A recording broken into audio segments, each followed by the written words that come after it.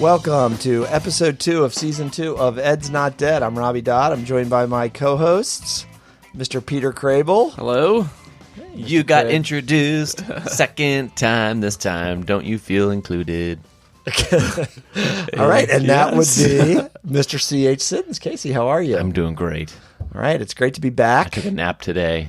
You did? I did. Yeah, I'm not a napper. It was one of those work days where we had to work, Mr. Krabs, and Mr. Siddons, of course, was doing home improvement. That's right. Didn't Casey say that if teachers had a day off, they would all spend it working last season? He did say that. You have a great memory. I will never forget that.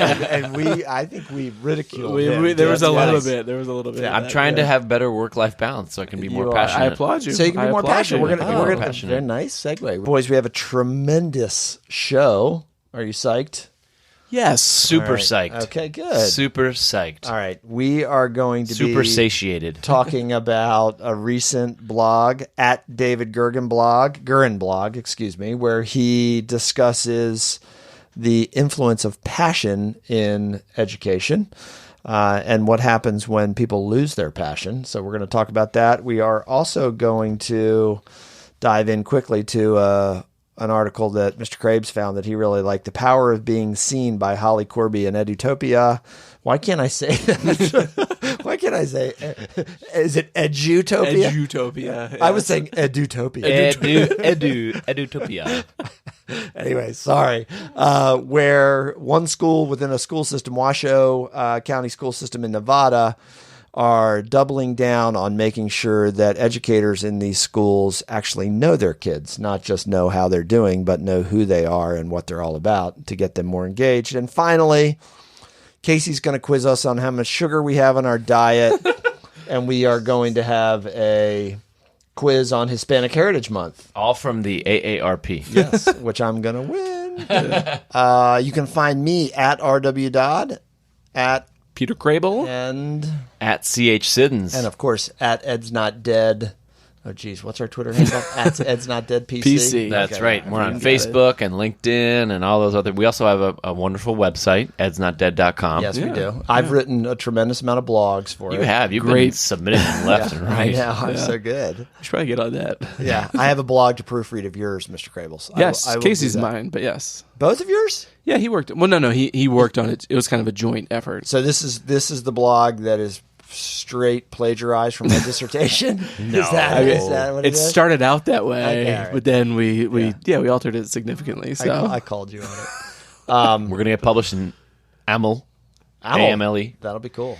And then, we are. I didn't. Well, we're going to try. Yeah, we're going to try. We're going to attempt. We're gonna submit it. I got Is yours done? It's going to be posted in ASCD You guys in November. You guys don't great. Really? What's that on? The Orange Theory Classroom. We Oh, talked that's about very it good. last Yes, time. But they're not Yes. gonna say the word Orange Theory. I don't think. okay. Because because copyright.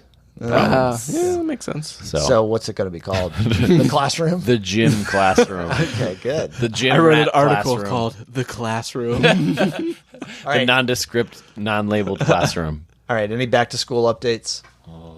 No, you guys are back in the swing of Back in the swing, man. 2018-19 school year. No, it happens quick. Fast. Honestly, day one, you're like, I know. you're in, and it's And just you're ready to get it going. I mean, Yeah. the anticipation gets to the point where you're Yeah. just like, come on, let's get going. You get the butterflies first day, and then Right. it just down becomes to natural. business. Yeah, but it's nice. I tell you, it is nice.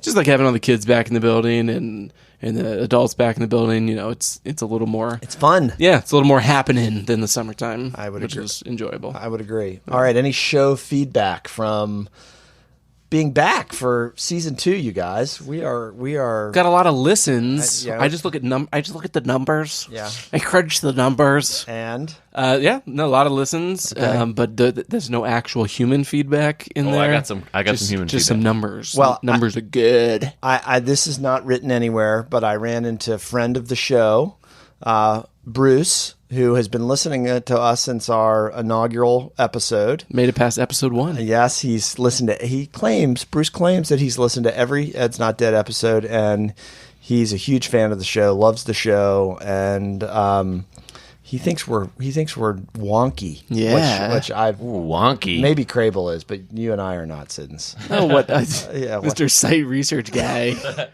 Oh, let me just cite this casual David research. Bandura.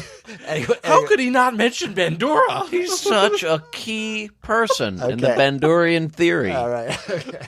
I got some feedback. All right. hold on, finish. Yes. Thanks to Bruce for listening to the show. Absolutely. Absolutely. We do appreciate it. Yeah, we do appreciate it. All right, and he'll keep tuning in. All right. What else? What other show feedback do you have? A colleague of mine just started listening to our show. He's big into philosophy, and I told him to listen in about the grit versus growth mindset talk. And we talked about beliefs on this show, but I also talked about it with him. His name is Chris.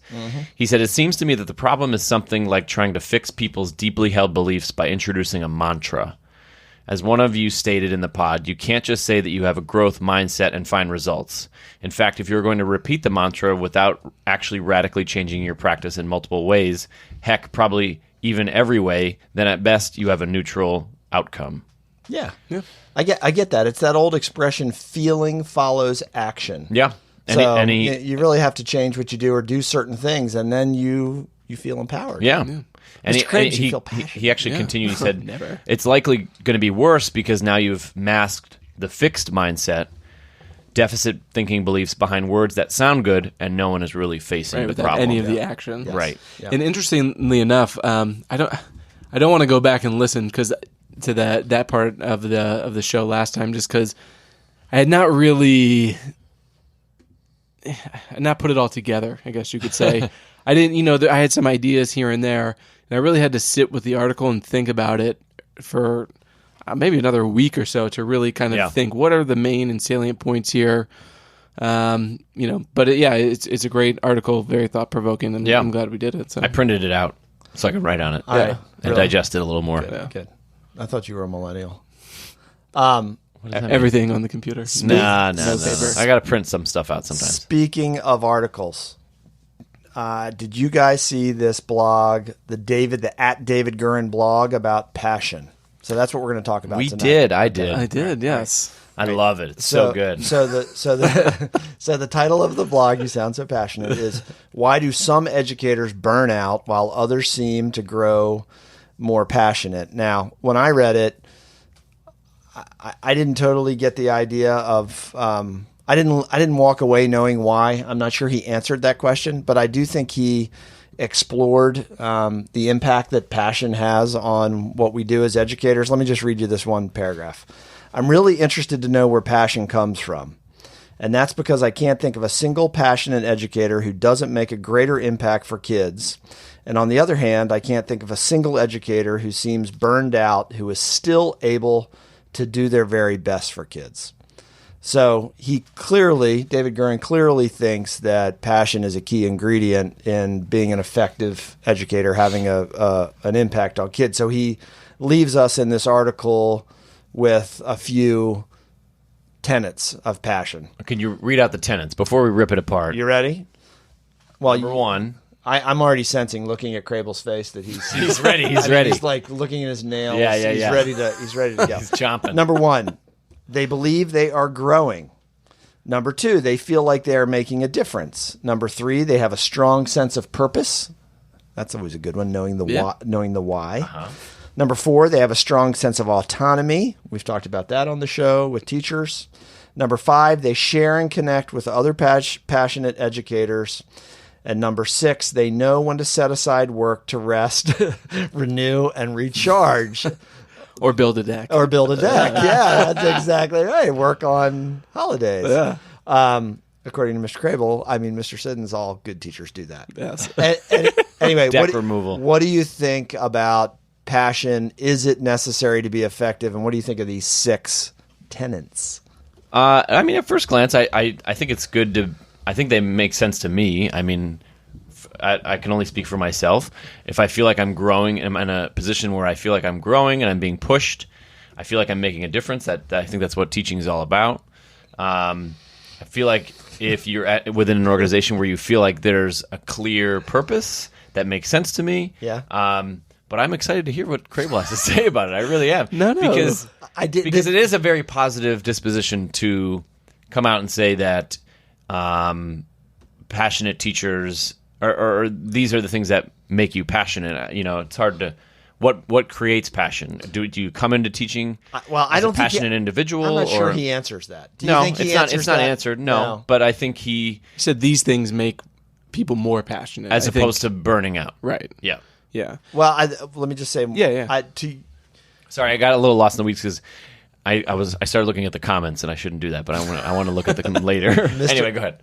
You are one of the most passionate educators that I know. Wouldn't you agree, Mr. Krebs? Yes. I mean, Casey absolutely. falls into the passionate category. And then when I read number 6, and the first line is, passionate educators don't have to be martyrs. I am a martyr. I am a martyr. I totally thought of you because I do think sometimes really passionate educators, they don't turn it off.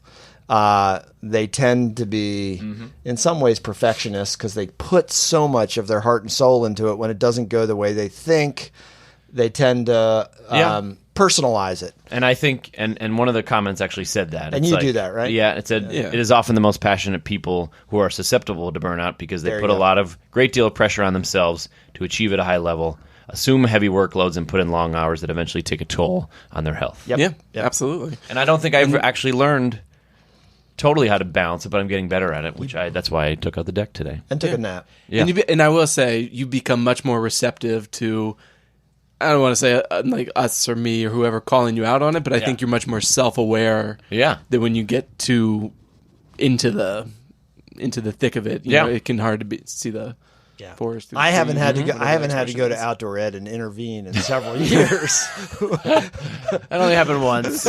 Maybe twice. It was maybe twice. All right, Mr. Krebs, what do you think? Yeah, so, I mean, when you look at the, 6 or 7 kind of points that he made, I don't think any of those are all excellent points. Those are all good tenets to live by as an educator or as somebody that works in a job. No problem there. I think where I start to have issues is this whole follow your passion thing. Because for me, part of it is there's a personal aspect to it. And this would shock Robbie, but I don't think I've ever been wholly 100% passionate with my heart and being for any work or anything that I've done in my life. Right. There's things that I'm highly interested in, and I want to learn about them, but then I want to learn about something else. Right. I don't want to devote all of my time and effort to one thing to the exclusion of all else. So when people say, or you need to be a passionate educator, you can't be a good educator if you're not passionate. Right. Are we cutting out 75% of the not only current workforce, but of potential workforce? If you don't feel passion, 20-year-old looking at education school, this really isn't the job for you. Yeah. That's not a good message to send, in my opinion. So when we talk about passion and follow your passion, really, you can't be good at your job? I think you can do all those other things that he mentioned, but this nebulous thing, passion, I don't know. But maybe we're getting confused about passion because maybe passion is not rah-rah.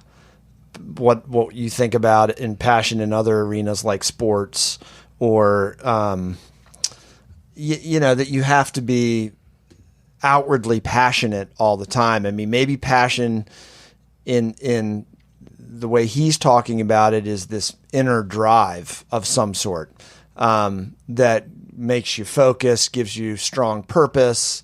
I think of passion sometimes as the over-the-top educator who's all out there and gung-ho. That's what passion means. I mean, if it's not passionate, then choose a different word. Okay, yeah, that's what I'm saying. So maybe he should have chosen a different word because it's endemic.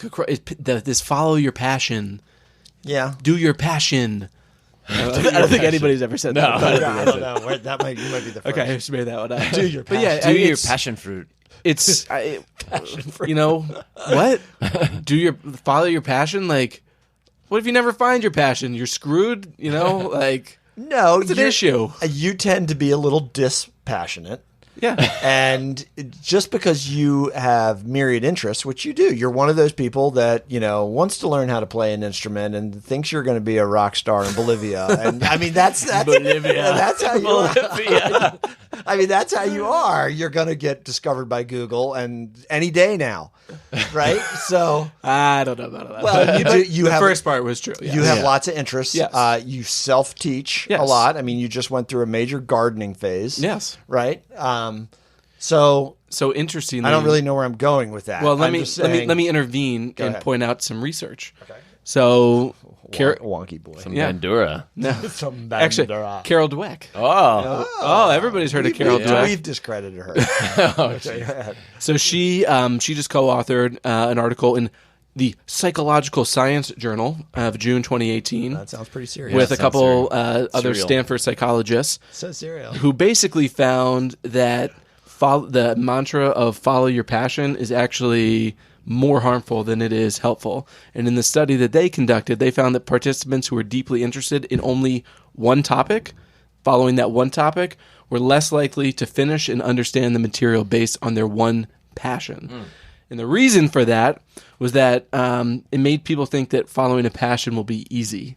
And that when they ran into roadblocks, they would give up because they're like, well, this is my passion. And it got hard. And they said, I get it. well, I guess this isn't really my passion because Right. I don't actually want to do this. Because I'm not very good at it. Right. And I just did really because it's poorly. hard. I love it, and it was easy, but then it got hard. Yeah. So maybe this isn't the thing It's supposed for to be me. easy. Yeah. Yeah. I think teachers certainly run into that. Yeah. I'm passionate. I've always wanted to be a teacher, and then once I'm in the classroom, and oh wow, the kids don't behave. Right. And it gets hard because it's a hard job. Right. Yeah. You know? My passion is gone. My passion becomes negativity. So we could be setting, I think you make a good point about we could be setting people up for incorrect assumptions about the career, maybe, or about what you should expect when you get in the classroom.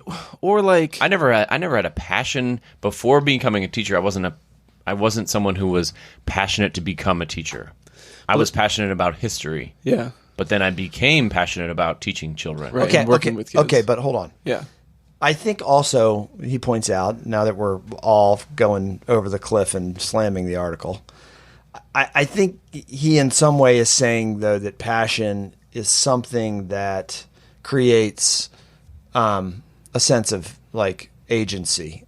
It drives us. It creates energy. It creates enthusiasm, which are really important skills or dispositions to be successful at something.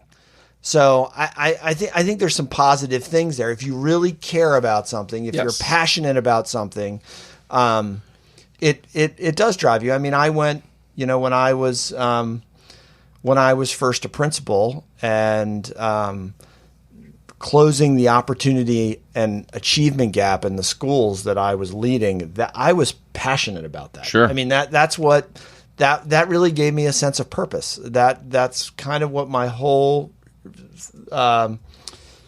professional life was about. And to your point, there were setbacks, and it was hard. But I maintained that passion. So I think it's a positive thing. But so you enter into a job, whether it's teaching, education, whatever, on an emotional tip, on an emotional feeling that no matter what the emotion is, it's unsustainable. So, in my opinion, okay, because you're a little bit biased. I'm just saying, in general, I mean, you can be passionate about the same everything every single day. I mean, you never heard a professional athlete talk and say it's a business, it's a job. No. Does Bill Belichick exude passion on the sidelines? That would be no. Right. He exudes intensity. So maybe it is semantics here. Maybe we're just talking about words. But that's the thing is these words have become so popularized and so enshrined in messages, I think, to youths about how do you decide what you're good at? Well, you find your passion. Well, there's some other quotes in here where a lot of successful people say, well, you don't follow your passion. You find the things that you're good at and you build on those. And then when the next opportunity arises, you take that and then you go and you build on that and you learn from that. And then another opportunity arises and you go on from there. Because I think in terms of that, I feel like there are people that come into any job and they see it as a 9-to-5 job, whether they're teaching or working at a grocery store or whatever. They see it as a 9-to-5 job. I just want to get my paycheck, and maybe they're good at what they do, and maybe they aren't. But I think that's a different. I think that's a different viewpoint because like I never saw teaching as a 9-to-5 job. It was never something that. But let me ask you this question, since you brought that up, and then we gotta move on. There are times in your teaching career or in your professional career when things were tough or you had a bad day. Sure. Have you ever gone to the reset of, you know what? It's teaching, but it's a job. It's a job. I had a bad day. It's a job. I'm going to leave it there. I'm going to go home. I'm going to do whatever, and I'm going to come back and do better tomorrow. I feel like I've gotten better at that. Because I'm not sure educators allow themselves to do that. No. Oh, interesting. No. Yeah.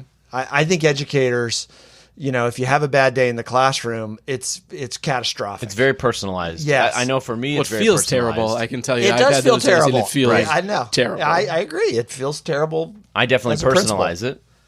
It impacts me in a way that I feel like a lot of teachers do, where it's like it's an impunity on like your own personal outlook, your own personal skills, and like that hurts Your self-worth. Yeah. Yeah. So I that's where.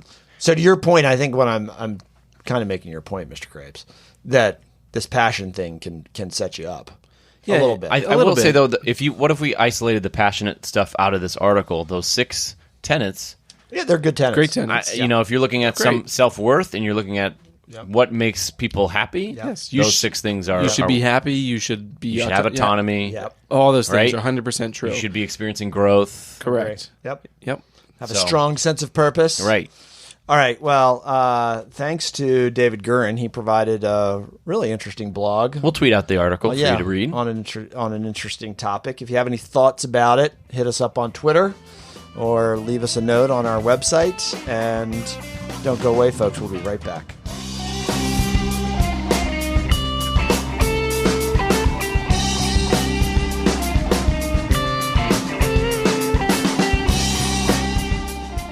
Welcome back to Ed's Not Dead. It is the time of the show where... Don't sound so excited. Jeez. Where it's the time Where where we're going to do a really bad quiz, which I have fought against off the air, but that's fine. I two against one. Let's do it. You are such a baby. So I just wanted to, but I guess I don't want to do Everybody it. else I had a said we better have to do quiz it. prepared. And then you just impugned my preparation for the show and said that I wasn't prepared and that the last quiz show was bad, somehow my fault. Of course. What do you mean? I didn't even have anything to do with it. I don't have to have Huh? What? like a factual basis. Okay. So, All right, what do you got? So we have a really great quiz. It's a Hispanic Heritage Month quiz. Since it's Hispanic Heritage Month, That's not the one I fought against. But I fought went against the sugar quiz. I know, but I went to the AARP website and I thought you'd be interested in. Okay, now in you're this. just being mean. I'm not. It's at AARP. I told him to find a different one, Yeah, so he found a different I one. want to know: are you eating too much sugar? I'm in my 40s. Are you eating too much sugar? Okay, let's You ready? do it. Yep. These days, sugar seems to be in just about everything we eat. So true. Which of the following foods should you limit your consumption of for that very reason? Salad dressing. Well, Do you want choices or no choices? I like choices. Okay. Fruits and vegetables, cereals and crackers, milk and plain yogurt, or all of the above? Cereals and crackers. Mm-hmm. They're so good, though. That's correct. Most cereals and many crackers contain added sugar, which is devoid of nutritional value. Captain Crunch is so good. Captain Crunch. Are you a plain guy or like a berries? What are they? Crunch berries? Or No, I'm a plain guy. I'm a or plain guy. And Lucky Charms are the my sleeper Uh-oh. peanut butter Captain Crunch. favorite. I never How had about peanut that. butter I had puffins? a really good phase of like when I was probably 18 or 19. Yeah. And in Berkeley, Yeah. I ate a lot of peanut butter Captain Crunch. I ate Lucky Charms at dinner in college my freshman year every night. yeah. That's all I ate. Captain It was good. Crunch. No, Lucky Charms. Oh, Lucky Charms. Yeah, no, he did Captain Crunch. I did Lucky Charms. Lucky Charms. I don't think I've had peanut Do you butter remember since then. those cereal dispensers? Oh, yeah. I would just hit that. So good for you. Yeah, it was awful. All right, number 2. When it comes to weight control, the real problem with eating lots of sugary foods is what? It makes you retain. No, you burn sugar instead of other stuff that you should be burning. Crable had that face. Choices? He was so sure. Okay, go ahead. Choices. Sugar contains empty calories, 16 per teaspoon, but what no I said. nutrients. That was essentially what I said. Consuming excessive amounts of added sugar promotes the storage of body fat. Oh, yeah. Or added sugar stimulates your appetite and overrides your natural satiety. Satiety? I think it's satiety. Satiety? Signals? Let me see that word. Satiety. Satiety? I can't read it. I need glasses. I need. Or is it all of the above? All the above. Okay, let's check that one. Oh, correct. Interestingly, All the above. I'm reading this book about human evolution and stuff like that. And one of the theories that it posits is that one of the reasons why today in modern times we have such a hard time saying no to food is evolutionarily, also another word, is hunter-gatherers. Like when you saw a fig tree, you were just like, I'm going to eat every one of those Judy figs because I don't know where my next meal is coming from. That's true. And essentially our brains are still, because that was Wired that only, way? it was only 20,000 years ago. No, that makes 25,000 me years feel ago. better. My ancestors did the same thing. That's right. So when I'm doing a sleeve of Chips Ahoy, and I eat all 12 of them. Your food insecurity is the Yeah, same as the that's right. hunter-gatherers, That's right. basically. You're doing the right things. All right, we'll do one more and then we'll go to Hispanic Heritage Month. How much sugar does the average adult in the U.S. consume per day? 60 In grams. teaspoons. I am not good teaspoons? with teaspoons. Take a guess. Measurements. 22. 22 teaspoons. Yeah. That's actually one of the options, which is funny. I'm going to say 50. Okay, we're going to go with You went 22. above me. You said 22 was a lot. 22 is correct. He didn't even have a choice. Crable. That was incredible. Cheated. It adds That up was to amazing. 352 calories from sugar alone. 352 calories. Think about what 22 teaspoons of sugar is like. Wow. It's nauseating. Yeah, Wow. Kind of gross. All right. Now to the real quiz. Okay. Hispanic Heritage Month is this month. Yes. When was the first time Hispanic Heritage was celebrated in this country? 1988, 1968, 1990, or 1978? I'm going to go with the 50th anniversary, 1968. Okay. 1990. 1968. Authorized by LBJ. Yes. All right. Next question. Just for the record, it took you guys 2 times to get that high five. That's a little embarrassing. Well, I was staring at the screen. We did the partial high five. I'm trying to. You got to look at each other's elbows. Come on. I'm trying Come to on. run the Neither quiz one here, of us okay? played a lot Sorry. of sports. When Sorry. We were young. Okay, go The ahead. decision to have Hispanic Heritage Month start on September 15th was based on several Latin American countries' independence dates, such as A, Costa Rica, El Salvador, and Guatemala. No, anything with Bolivia B, is the right answer. Honduras and Nicaragua.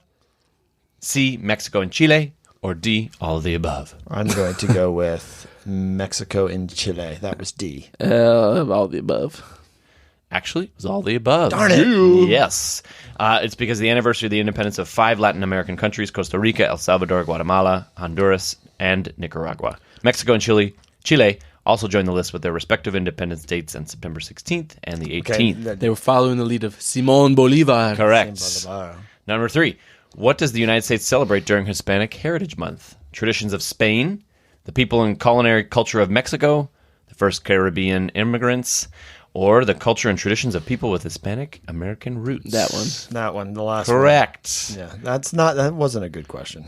All right, this one is going to test your knowledge then. How large is the self-defined Hispanic population at present in America? Yeah, don't give us choices. All options include 3.7 million. I said don't give us. All options include plus 3.7 million Puerto Ricans living in the United States. So how many? All right, I have a number. Go. 85 million. Can I do any calculations? No, you have to do it in your head. I'm going to lower it 75 million, actually. Okay. I'm gonna go up. I'm gonna say 100 million. That's too high, I know, but that's what I'm. 52 million. 52 million. 16.7% of the total population. Nice. What was the percentage? 16%. 16.7%. I thought it was higher. Did you think it was higher when you were guessing? Yeah, I was higher thinking too. it was in the 20s. Yes. Yeah. I thought it was maybe a quarter. Yeah. Yeah. All right. Okay. Next All right. question. Which states have the largest Hispanic populations? 3 states. For Texas. all options. California. Texas and Florida. 3 states. Texas, California, and Florida. Correct. Hey, we can Very do good. that. Very nice. We both get a point for All that. right. That's right. How many Hispanic young men and women serve in the U.S. Army? A lot. That's pretty high. Let's say 250,000. It's in the millions. All options are in the millions. Sorry. Oh, they were? Yep. It's that high? Yes. Yeah. Okay. 2.5 million. Okay. I'd say $1.5 million. 1.2 million. There you go. That's right. 21 gigawatts. 1 point. I'm not even sure I knew that. That includes both active and reserves, I'm sure, I guess. Yes. Probably. Yep. Okay. All right. All right. Hispanics perform well in all sectors of society, but they excel in the economic sector with the creation of small businesses. As of 2007, Hispanic business owners reached how many million? Like customers? No, businesses. I think small that- businesses. Yes, small many businesses. small- okay. Yes. I'm just going to throw it out there. I'm going to say In millions. 2 million. Okay. Yeah, I was going to say 3.5 million. 2.3 Jeez. million. This guy. There you Good go. with the millions. Yes. All right. Do Dr. Evil with the billions. $1 billion. All right. All right, last question. Yep. Last one. Do you know how many Hispanics of various generations speak Spanish at home in the millions? Read that question again. How many Hispanics of various generations speak Spanish at home? Of various generations. What does that mean? Of all ages. Of all ages. Yes. Yeah. Okay. So from little kids to the elderly. Yes. Over age 5. That's what they give you. Over age 5. Okay. Did you say in the mills again? All in the mills. All right. Graves, you want to go first? You want me to go first? I have a number. I'll go first since I've allowed you. You've piggybacked off my answers I to have. try and I get have. closer. I've gauged my. Yes. Yeah. I'll say 3 million. I say 12 million? 37 million. Dang. 37 mils. We were not close. Not close at all.